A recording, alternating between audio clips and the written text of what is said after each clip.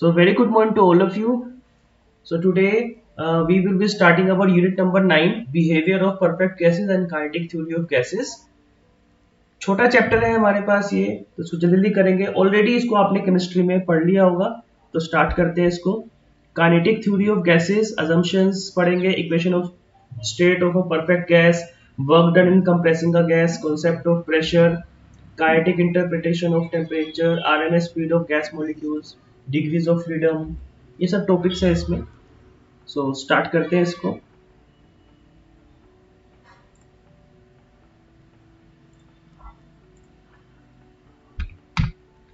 तो ये हमारे पास चैप्टर है behaviour of perfect gas and kinetic theory. Contents, ये हमारे पास कंटेंट्स है इसके, हम ऑलरेडी पढ़ चुके हैं इनको, कंटेंट्स को सिलेबस में है. जो फाउंडर थे काइनेटिक थ्योरी ऑफ गैस के, जेम्स क्लार्क मैक्सवेल. ओके, तो उनके बारे में लिखा हुआ है.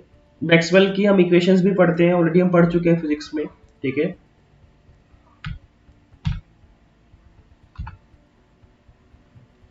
बोल्ट्जमैन.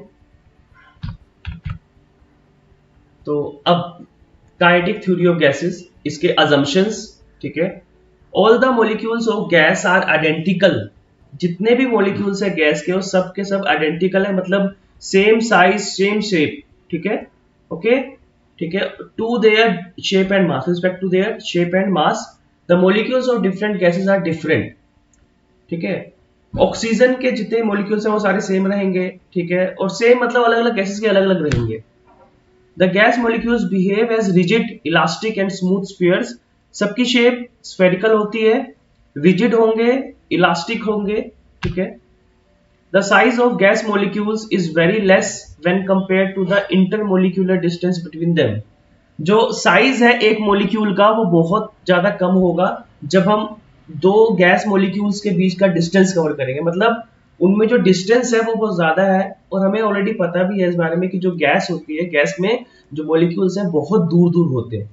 तो एक मॉलिक्यूल का जो साइज है और जो दो मॉलिक्यूल्स के जो डिस्टेंस है वो बहुत ही कम है उसका साइज, डिस्टेंस के कंपैरिजन में. ठीक है, therefore the volume occupied by the molecules is negligible when compared to the volume of a gas. The molecules of a gas are in a state of continuous random motion. जो molecules हैं gas के, वो हमेशा random motion में रहेंगे, हमेशा continuous random motion. They move with all possible velocities in all possible direction.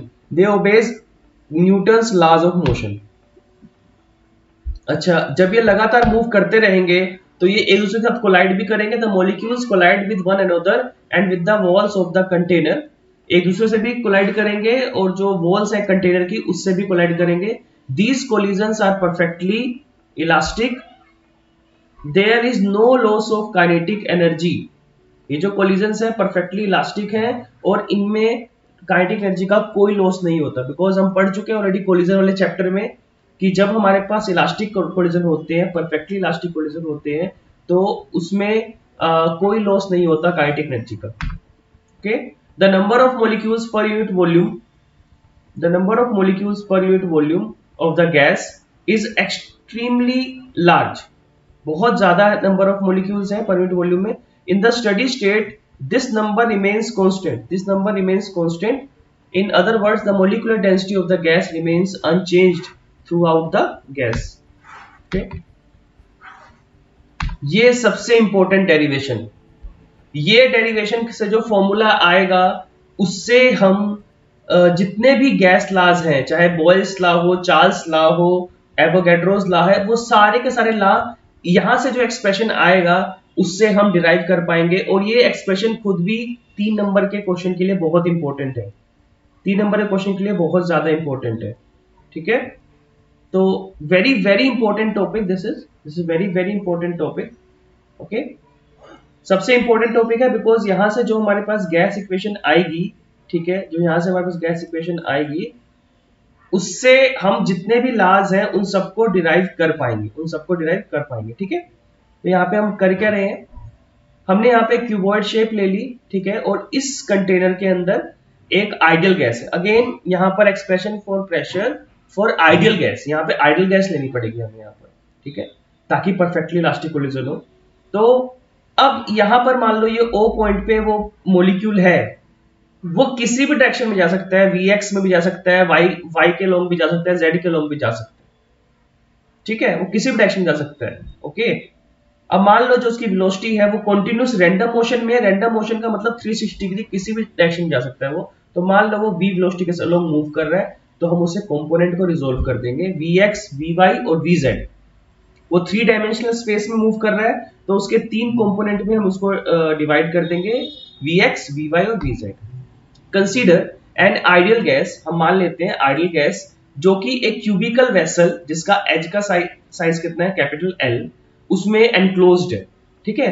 Take a corner of the vessel as the origin O। कोई भी एक कॉर्नर को हम ओरिजिन O मान लेते हैं, and the x, y, z axis along the axes, और हमने वहां पे 3 एक्सिस बना ली। Let A1 and A2 be the parallel faces. ये वाली जो A1 है, ठीक है, और जो A2 है, ये पैरेलल फेसेस है परपेंडिकुलर टू x एक्सिस। ये जो A1 है और A2 है, ये पैरेलल फेसेस हैं, ठीक है, perpendicular to x axis. Consider a molecule moving with velocity v। मान लिया इनमें यहाँ पे एक मॉलिक्यूल जो कि v वेलोसिटी से मूव कर रहा है, ठीक है। The components of velocity along the axis. अब ये 3 डायमेंशनल स्पेस मूव कर रहा है, तो vx, vy और vz, इसको हमने 3 कंपोनेंट में रिजोल्व कर लिया। अब सच दैट जो मीन वेलोसिटी है v square is equal to vx का स्क्वायर प्लस vy का स्क्वायर प्लस vz स्क्वायर, ये आप ऑलरेडी पढ़ चुके हो कि v is equal to under, अगर 3 डायमेंशन में है तो अंडर रूट vx का स्क्वायर प्लस vy का स्क्वायर और प्लस vz का स्क्वायर। अगर 2 डायमेंशनल स्पेस में है तो आते से 2 कंपोनेंट vx और vy, या vy या vz और vz या vx। ओके, यहाँ पे 3 डायमेंशनल स्पेस में है तो v स्क्वायर की value vx square plus vy square plus vz square.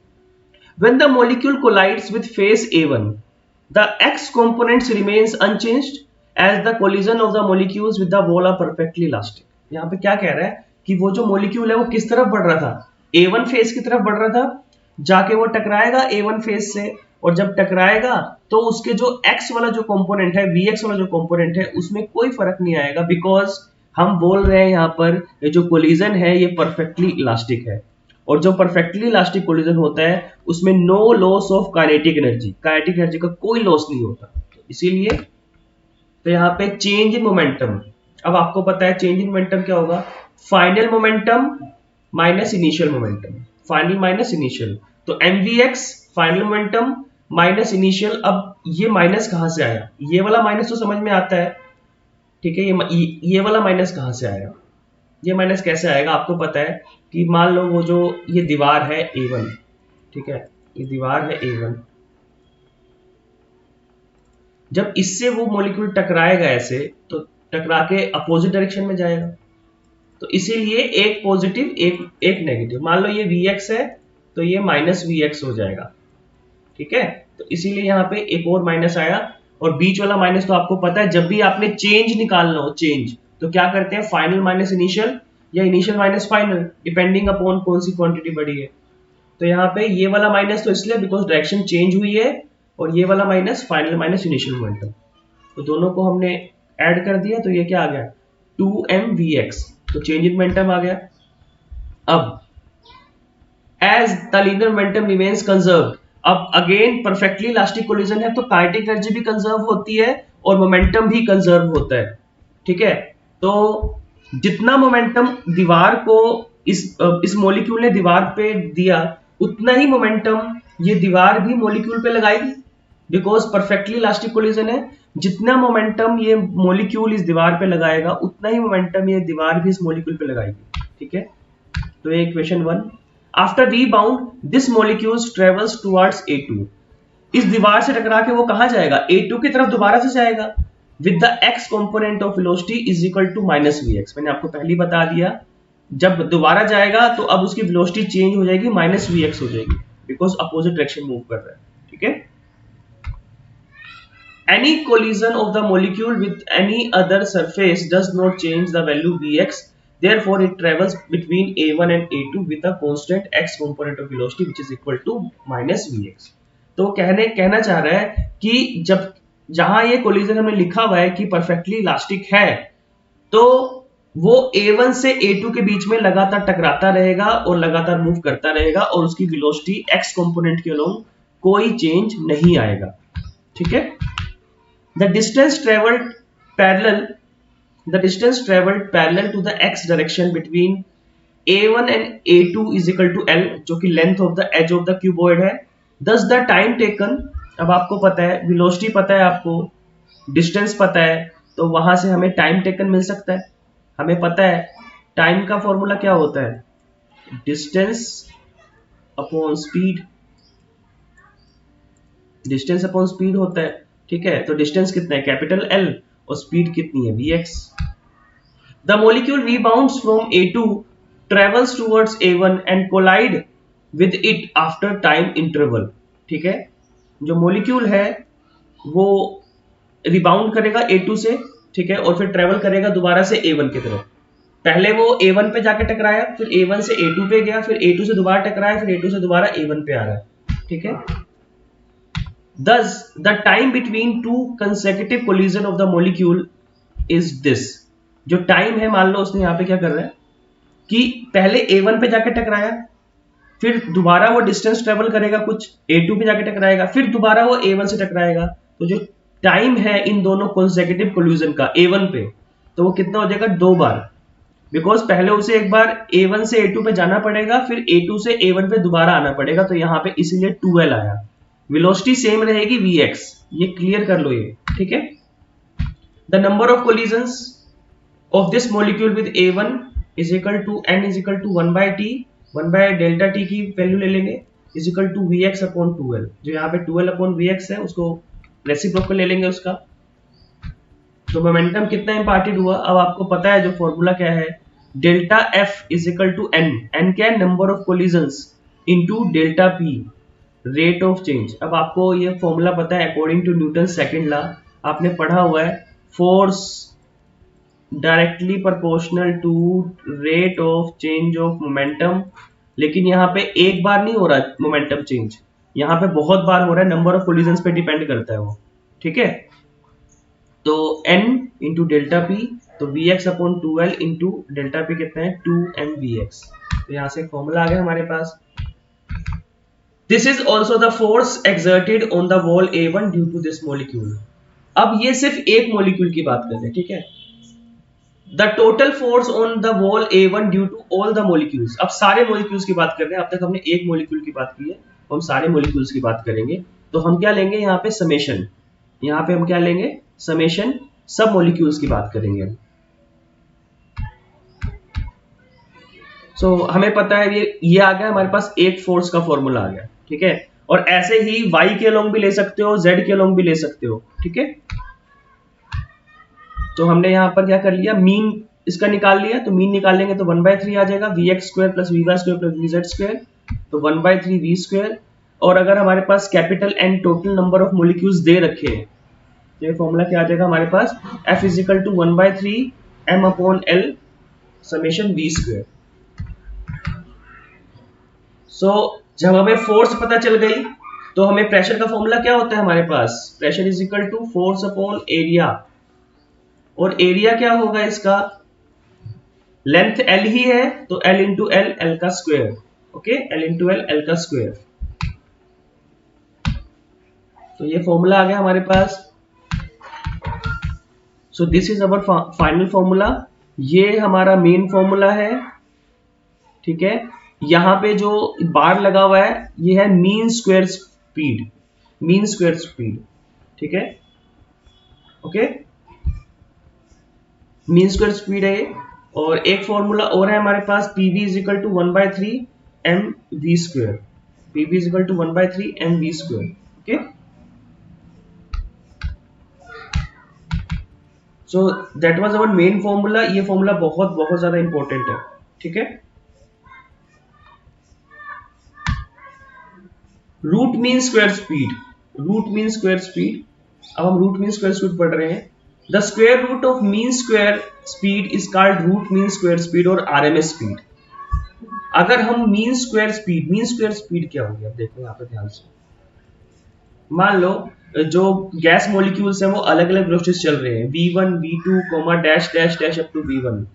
तो आपको पता है मीन कैसे निकालते हैं, v1 plus v2 plus dash dash dash vn, ठीक है, डिवाइड बाय n, जितने नंबर ऑफ मॉलिक्यूल्स, ये क्या हो गया, मीन हो गया, ये क्या हो गया, मीन हो गया, ठीक है। अब यहां पर स्क्वायर स्क्वायर स्क्वायर, तो अब ये क्या बन गया, मीन स्क्वायर, ये क्या बन गया, मीन स्क्वायर, ठीक है, ये क्या बन गया, मीन स्क्वायर बन गया। और अगर हम इसका अंडर रूट कर दे तो ये क्या बन गया, square root of mean square speed is called root mean square speed, okay. तो हमारे पास यही इक्वेशन ऐसे आ जाएगी, V R M S is equal to 3p upon p is equal to under root 3pv upon n। ये एक और फॉर्मूला है इन टर्म्स ऑफ कांस्टेंट। ये आपका जो k है, k is Boltzmann constant, Boltzmann constant, okay. Kinetic energy and temperature, अब kinetic energy और टेम्परेचर क्या है, ये ध्यान रखना, ये वाला जो फॉर्मूला है प्रेशर वाला, ये अब जितने भी डेरिवेशंस होंगे उन सब में यूज होगा, because this is the main formula of kinetic theory of gases. अगर आप कह सको mathematical expression for kinetic theory of gases, ठीक है। और इसी फॉर्मूले से अब हम डिराइव करेंगे आपके जितने भी डेरिवेशंस है, okay. Let us consider 1 mole of a gas, let capital M and capital B be its mass and volume respectively. The pressure exerted by the gas is given by, ठीक है, तो P is equal to 1/3 mv c square, ठीक है, where c is the RMS velocity of the gas molecules और Pv is equal to 1/3 mc square। But हमें पता है according to ideal gas equation for 1 mole Pv is equal to nRT होता है, n की value 1 रखेंगे तो Pv is equal to RT, R की वैल्यू ये होती है, ओके। तो Pv की जगह हम रिप्लेस कर देंगे, ये RT के इक्वल आ जाएगा। अब हम दोनों साइड पे 2 से डिवाइड कर देंगे, ठीक है, दोनों साइड पे हमने 2 से डिवाइड कर दिया, यहाँ पे देखो ये आ गया 2 से डिवाइड हो गया और ये भी 2 से डिवाइड कर दिया हमने इसको,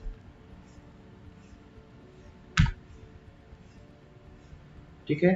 तो यहाँ पर क्या आ गया हमारे पास 1/2 mc square is equal to 3/2 kT। ये किसका फॉर्मूला है, 1/2 mc स्क्वायर, काइनेटिक एनर्जी का ना, क्योंकि ये स्पीड है। काइनेटिक एनर्जी का फॉर्मूला हाफ mv स्क्वायर होता है, तो m मास है यहाँ पर। अब यहाँ पर जो स्पीड है ये c root mean square speed है, कौन सी स्पीड है, आरएमएस स्पीड है, ठीक है, रूट मीन स्क्वायर। तो average translational kinetic energy per mole of a gas is equal to 3/2 RT, ठीक है। तो ये फॉर्मूला है हमारे पास। Next is average translational kinetic energy per molecule. अब हम एवरेज ट्रांसलेशनल काइनेटिक एनर्जी निकालेंगे per molecule. 1 mole of a gas contain Avogadro number capital N of molecules. If m is the mass of each molecule, then molecular mass capital M is equal to m into n। यहाँ पे हम क्या निकाल रहे हैं, जो total mass है, total mass क्या होगा, एक मॉलिक्यूल का mass into number of molecules. ये तो सिंपल सी बात है, ओके।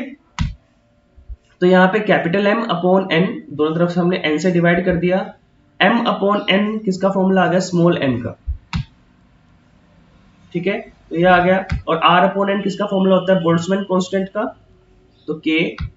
तो this equation gives that average kinetic energy per molecule of the gas, ये एवरेज काइनेटिक एनर्जी है पर मॉलिक्यूल ऑफ द गैस, ठीक है, and it does not depend on the mass of the molecule of the gas. Next, kinetic interpretation of temperature. यहां से एक चीज proof होती है हमारे पास कि इट इज क्लियर, इस इक्वेशन से क्लियर हो जाता है कि kinetic energy, mean kinetic energy किस पे डिपेंड करती है, टेम्परेचर पे डिपेंड करती है। किस पे डिपेंड करती है, टेम्परेचर पे। तो ये हमारे पास है c square directly proportional to t, because half is constant, n is constant and 3/2 is constant, k is constant, ठीक है। k कांस्टेंट है, 3/2 कांस्टेंट है और हाफ और m भी कांस्टेंट है, ठीक है। तो c square directly proportional to capital T। तो when t is equal to 0, c is equal to 0, तो absolute temperature zero of temperature may be defined as a temperature at which RMS velocities of the gas molecules become zero. तो यहां से proof होता है कि जो C है वो T पे डिपेंड करता है। तो बेसिकली T जीरो होगा तो C भी जीरो होगा, T जीरो होगा तो C भी जीरो होगा, ठीक है। Thus absolute zero of temperature may be defined as that temperature at which RMS velocities of the gas molecules become zero। एक ऐसा टेम्परेचर जहां पर RMS velocities क्या हो जाए, जीरो हो जाए, okay.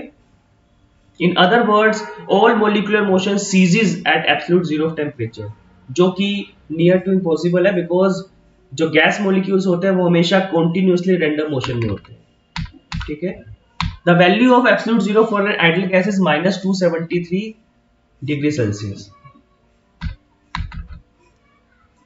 Next is mean velocity. Mean velocity आपको पता है मीन वेलोसिटी कैसे निकालनी है, ठीक है। v1 plus v2 plus v3 dash dash dash up to vn upon n, ठीक है। और इसका डायरेक्ट फॉर्मूला अगर हम निकालें मैक्सवेल बोल्ट्जमैन स्टैटिक्स से 8 kT अपॉन पाई n, ये वैल्यूज आपको याद रखनी है।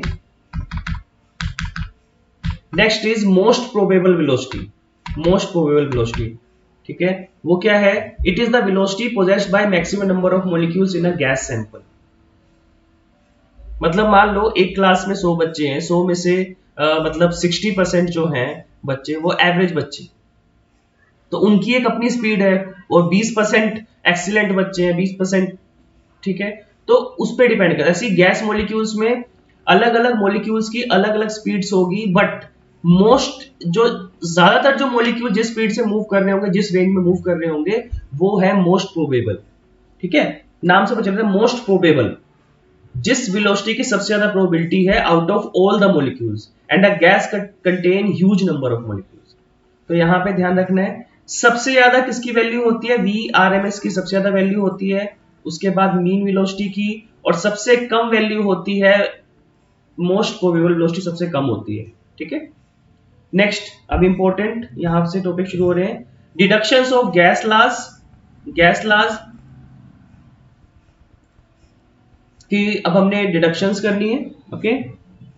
तो बॉयल्स लॉ, सबसे पहले क्या आएगा? बॉयल्स लॉ सभी को आई थिंक पता होगा कि at a given temperature the pressure is inversely proportional to volume. तो हमें ये प्रूफ करके दिखाना है। तो हमें पता है पीवी का फॉर्मूला क्या होता है, प्रेशर का फॉर्मूला क्या होता है, 1/3, यहां पे मैं एक फॉर्मूला लिख दे रहा हूं, P is equal to 1/3 capital M upon V, और यह आएगा V स्क्वायर RMS। ये हमारे पास मेन फॉर्मूला है, बार बार चलता रहेगा ये डेरिवेशंस में, सारी डेरिवेशंस में, ठीक है। तो अब हमने क्या प्रूफ करके दिखाना है कि जो प्रेशर है वो इनवर्सली प्रोपोर्शनल है वॉल्यूम के, प्रेशर इनवर्सली प्रोपोर्शनल है वॉल्यूम के, ठीक है। तो V को इधर ले जाएंगे, 1/3 कैपिटल M का फॉर्मूला क्या हो जाएगा, Mn, ठीक है, Mn V स्क्वायर RMS। अब for a given gas V square RMS directly proportional to capital T, तो V RMS is equal to constant at a given temperature. हमने पहले ही बोल दिया कि बॉयल्स लॉ की कंडीशन क्या है, एट अ गिवन टेम्परेचर या कांस्टेंट टेम्परेचर, ठीक है। तो जब टेम्परेचर कांस्टेंट हो जाएगा तो V RMS भी कांस्टेंट हो जाएगा। तो ऑलरेडी हम देख चुके हैं, तो PV is equal to constant, क्योंकि यहां पर अगर आप देखो तो ये जो फॉर्मूला आ रहा है आपके पास, इसमें 1/3 भी कांस्टेंट है, मास भी कांस्टेंट है, नंबर ऑफ मॉलिक्यूल्स भी कांस्टेंट है, और अब हमने प्रूव करके दिखा दिया कि जब टेम्परेचर कांस्टेंट होगा तो V RMS भी कांस्टेंट होगा। तो ये सारी टर्म्स कांस्टेंट है, तो इसीलिए PV is equal to constant, तो इसको इधर ले आएंगे, तो P inversely proportional to 1/V which is Boyle's law. अब दूसरा पढ़ते हैं चार्ल्स लॉ। चार्ल्स लॉ क्या होता है? अब हम टेम्परेचर को कांस्टेंट रखा था ना, अब हम किसको रखेंगे? हम प्रेशर को कांस्टेंट रखेंगे। It states that at a given pressure the volume of given mass of a gas is proportional to its absolute temperature. अब हम प्रेशर को कांस्टेंट रखेंगे तो volume directly proportional to temperature if pressure is constant. तो if P is constant in expression, तो हमारे पास V directly proportional to V square RMS, V square RMS is directly proportional to T। अब हमें पता है जो V है एक्सप्रेशन में, V का है वॉल्यूम, ठीक है। अगर हम जैसे हमारे पास फॉर्मूला क्या है, PV is equal to 1/3 mn V square RMS। तो हमने पहले ही बोल दिया चार्ल्स लाइट कंडीशन क्या है, प्रेशर कांस्टेंट।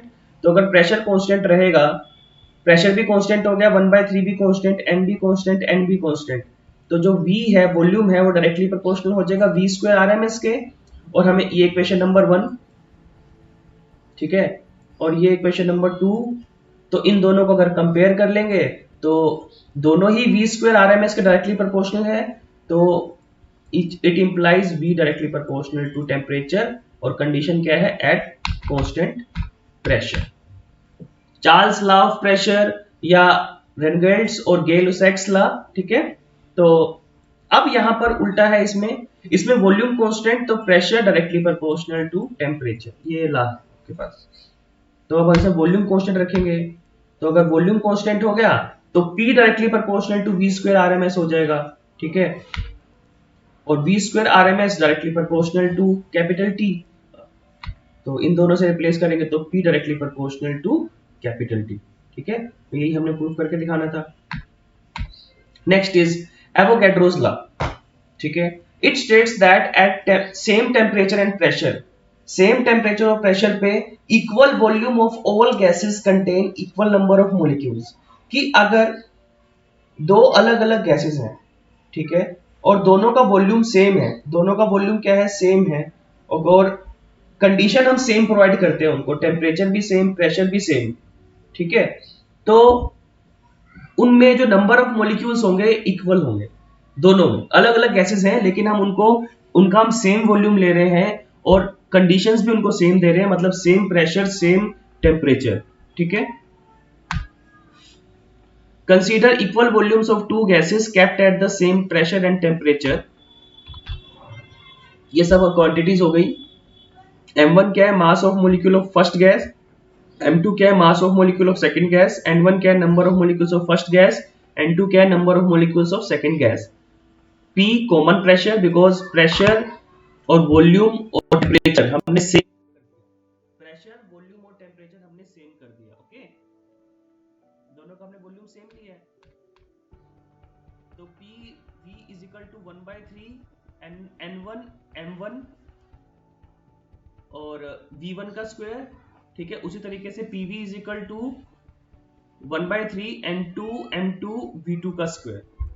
तो where V1 and V2 are RMS speeds of the molecules of the first and second gas respectively, thus N1 M1 V1 का square is equal to N2 M2 V2 का square. दोनों ही PV के बराबर है, क्योंकि, और ये PV के बराबर क्यों है, बिकॉज हमने सेम कंडीशन ली है प्रेशर की, सेम कंडीशन ली है वॉल्यूम की, दोनों के लिए, और टेम्परेचर भी सेम है, तो दोनों बराबर हो गए। तो as the temperature of the gases are the same, basically हम क्या कर रहे हैं, प्रेशर भी सेम, वॉल्यूम भी सेम और टेम्परेचर भी सेम, ठीक है। The average kinetic energy per molecule is same for the gases, ठीक है। तो एवरेज काइनेटिक एनर्जी भी सेम हो जाएगी, तो हाफ m1 v1 का square is equal to half m2 v2 का स्क्वायर, बिकॉज आपको पता है टेम्परेचर पे क्या डिपेंड करता है, काइनेटिक एनर्जी। तो हाफ से हाफ कैंसिल, तो m1 v1 का square is equal to m2 v2 का स्क्वायर। तो m1 v1 का स्क्वायर m2 v2 का स्क्वायर सेम है, इक्वल है, तो n1 और n2 भी इक्वल होंगे। तो ये एवोगैड्रो लॉ भी प्रूफ हो गया। Next, Graham's law of diffusion. ये क्या कहता है, डिफ्यूजन क्या होता है, जब हम दो चीजों को मिलाते हैं, डिफ्यूज करते हैं, ठीक है। वो कह रहा है, it states that when two gases at the same pressure and temperature diffuse into each other, the rate of diffusion of each gas is inversely proportional to the square root of the density of the gas, square root of the density of the gas, ठीक है। The rate of diffusion is proportional to the RMS speed of the molecules of the gas, then, ठीक है, the rate of diffusion is proportional to RMS speed। तो हमें proof करके दिखाना है R1 upon R2 is equal to V1 RMS V2 RMS, first gas और second gas के लिए, अब हमें पता है V R M S is equal to root three P upon rho, root three P upon rho. तो if the pressure of the two gases are same, यहां पे भी सेम कंडीशन है कि सेम प्रेशर सेम टेम्परेचर, ठीक है। तो pressure दोनों का सेम है, तो V R M S upon V two R M S is equal to rho rho one rho two upon rho one. यहां से कैसे प्रूफ हो रहा है, देखो क्या फॉर्मूला है वी आर एम एस का, थ्री पी अपॉन रो, प्रेशर तो कॉन्स्टेंट ही बोल दिया ना आपने कि प्रेशर कॉन्स्टेंट है, तो वी आर एम एस और रो में क्या रिलेशनशिप हुआ, inversely proportional, V R M S inversely proportional to one by root rho. तो इसीलिए यहाँ पे रूट टू ऊपर आया और रूट वन नीचे आया, सॉरी रो टू ऊपर आया, रो वन नीचे आया, क्योंकि इनवर्सली प्रोपोर्शनल रिलेशनशिप है। तो फ्रॉम दिस अब हमें पता है ये R1 और R2 के इक्वल है ये, तो यहाँ पे पुट करेंगे तो R1 upon R2 is equal to root rho two upon rho one. ये ग्राम्स लॉ भी प्रूफ हो गया। Next is Dalton's law of partial pressure. अब ये क्या है, Dalton's law of partial pressure says that the pressure exerted by a mixture of several gases or vapors equals the sum of pressure exerted by each gas occupying the same volume as that of the mixture। अब इसमें क्या, अगर हमने बहुत सारी gases का mixture कर लिया है तो वो सेम वॉल्यूम एक्वायर करेंगे, ठीक है। और जो टोटल प्रेशर होगा वो सम ऑफ इंडिविजुअल प्रेशर होगा। तो हमें पता है जो टोटल फोर्स है, force exerted by n1 molecules of gas 1 plus force exerted by n2 molecules of gas 2 plus dash dash dash. जो टोटल फोर्स है F1 plus F2 plus dash dash dash, तो प्रेशर भी क्या होगा, F1 upon A plus F2 upon A। अब area तो same ही है, जो कंटेनर है उसका एरिया तो सेम ही रहेगा। तो if the first gas alone is in the container, its n1 molecules exerts a force F1 on the wall if the pressure in this case is P1। तो हम इसका फॉर्मूला लेंगे P1 is equal to F1 upon A, okay. तो ऐसे ही P is equal to F1 P1 plus P2 plus P3 plus dash dash dash। तो this is sixth law, और यही बोल रहा है कि जो टोटल प्रेशर है वो सम ऑफ इंडिविजुअल प्रेशर्स जो एक एक गैस पे लग रहा है उनके मॉलिक्यूल्स की वजह से। Next is degree of freedom. नाम से पता चल रहा है the term degrees of freedom may be defined in any of the following three ways. किसी भी एक वे से हम डिफाइन कर सकते हैं। सबसे पहले the total number of coordinates और independent quantities required to completely specify the position and configuration. जितने हमें कोऑर्डिनेट्स चाहिए किसी भी गैस की, मतलब पोजीशन और कॉन्फ़िगरेशन को स्पेसिफाई करने के लिए ऑफ अ डायनेमिक सिस्टम, ठीक है, is the degrees of freedom of that system। या total number of possible independent ways in which the position and configuration of a mechanical system may change, okay. तो हम यहाँ पे consider कर लेंगे, ये अलग अलग है, इसका एक फॉर्मूला है, फॉर्मूला याद रखना है हमें। F is equal to 3n minus k. यहाँ पर n क्या है, n number of molecules, k क्या है, number of relationships, independent relationships, okay. तो ये कैसे निकालेंगे, अब जैसे मान लो हमारे पास अलग अलग गैसेस है, अब देखो निकाल के दिखाएंगे हम इसको। मोनो एटोमिक गैस के लिए, किसके लिए, मोनो एटोमिक। नाम से पता चल रहा है मोनो का मतलब वन, एक ऐसी गैस जिसमें एक ही एटम हो। मोनो एटोमिक में एक ऐसी गैस में एक ही एटम हो, तो n की वैल्यू 1 हो गई, k की वैल्यू 0। अब वो अकेला एटम है, वो किससे रिलेशनशिप बनाएगा, वो किससे इंटरेक्ट ही नहीं कर पाएगा, ठीक है। तो k इज इक्वल टू 0, तो f is equal to 3n minus k, तो n की वैल्यू 1 पुट कर देंगे तो 3 माइनस 0, तो f is equal to 3। Next, degrees of freedom for diatomic gas molecule, degrees of freedom for diatomic gas molecule, okay. अब diatomic में देखो दो मॉलिक्यूल्स हैं, डाया मींस टू, दो मॉलिक्यूल्स हैं तो उनमें इंडिपेंडेंट रिलेशनशिप कितने हो जाएंगे, एक ही रिलेशनशिप होगा उनके बीच में, आपस में इंटरेक्ट कर सकते हैं, तो वैल्यू पुट कर देंगे तो f इज इक्वल टू 5। अब ट्रायटोमिक, अच्छा ट्रायटोमिक में दो टाइप के होते हैं, एक होता है लीनियर, एक होता है नॉन लीनियर। नॉन लीनियर कैसा होता है, जैसे मान लो 3 एटम्स हैं और ऐसे ऐसे हैं वो, तो ये नॉन लीनियर है, ठीक है। और अगला आएगा लीनियर, तो देखा उसमें फर्क क्या है। In this case n is equal to 3, मान लो 3 एटम्स हैं तो इनमें रिलेशनशिप ऐसे बन सकता है, ये तीनों एक दूसरे से रिलेशनशिप बना सकते हैं, फर्स्ट वाला सेकंड से, सेकंड वाला थर्ड से, फिर थर्ड वाला फर्स्ट से, सो तीनों आपस में इंटरेक्ट कर सकते हैं। तो n की वैल्यू भी 3 इसके लिए, सिर्फ इसके लिए। ट्राइएटॉमिक में दो टाइप आते हैं, ठीक है, तो n की वैल्यू भी 3 और k की वैल्यू भी 3, तो 3 पुट कर देंगे तो f इज इक्वल टू 6। अब आएगा लीनियर के लिए, ध्यान से रखो। अब देखो यहाँ पर लीनियर में क्या होता है, लीनियर में 3 एटम्स ऐसे होंगे, ऐसे लाइन, एक लाइन में होंगे। तो इसमें क्या होगा, जो फर्स्ट वाला है वो थर्ड से इंटरेक्ट नहीं कर पाएगा, फर्स्ट वाला सेकंड से कर सकता है, सेकंड वाला थर्ड से कर सकता है, लेकिन थर्ड वाला फर्स्ट से नहीं कर सकता, या फर्स्ट वाला थर्ड से नहीं कर सकता, बिकॉज बीच में सेकंड वाला आता है। तो ये लीनियर में ये दिक्कत है। तो इसीलिए लीनियर में जो रिलेशनशिप्स हैं, जो इंटरेक्शंस है, वो सिर्फ दो ही हैं, वो सिर्फ दो इंटरेक्शन होगी इनके बीच में, ठीक है। तो इसीलिए k is equal to 2, f is equal to 3n minus k, तो 3 into 3 minus 2। Next, law of equipartition of energy, last topic है आज के लिए हमारे पास ये, law of equipartition of energy. The law of equipartition of energy states that if a system is in equilibrium, अगर कोई सिस्टम इक्विलिब्रियम में है at absolute temperature capital T, the total energy is distributed equally in different degrees of freedom, and the energy associated with each degree of freedom is 1 by 2 kBT, where kB is Boltzmann constant। वो कह रहा है basically equipartition energy की जितनी degrees of freedom है, ठीक है, हर एक डिग्री ऑफ फ्रीडम के साथ जो एनर्जी है वो है 1 बाय 2 kBT। तो अब हमने निकाल के दिखा दिया आपको कि मोनोएटॉमिक की कितनी डिग्री ऑफ फ्रीडम होती है, ठीक है, डायटोमिक की कितनी होती है, ट्राइएटॉमिक की कितनी होती है, दोनों की, तो उसके मल्टीप्लाई कर लेंगे हम।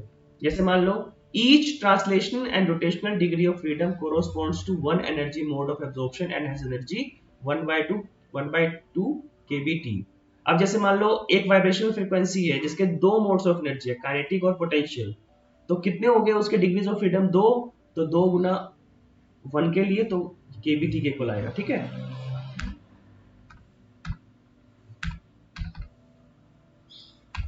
ठीक है, so that's it for today. I hope I am clear to all, ठीक है। So thank you all, now you can leave the meeting।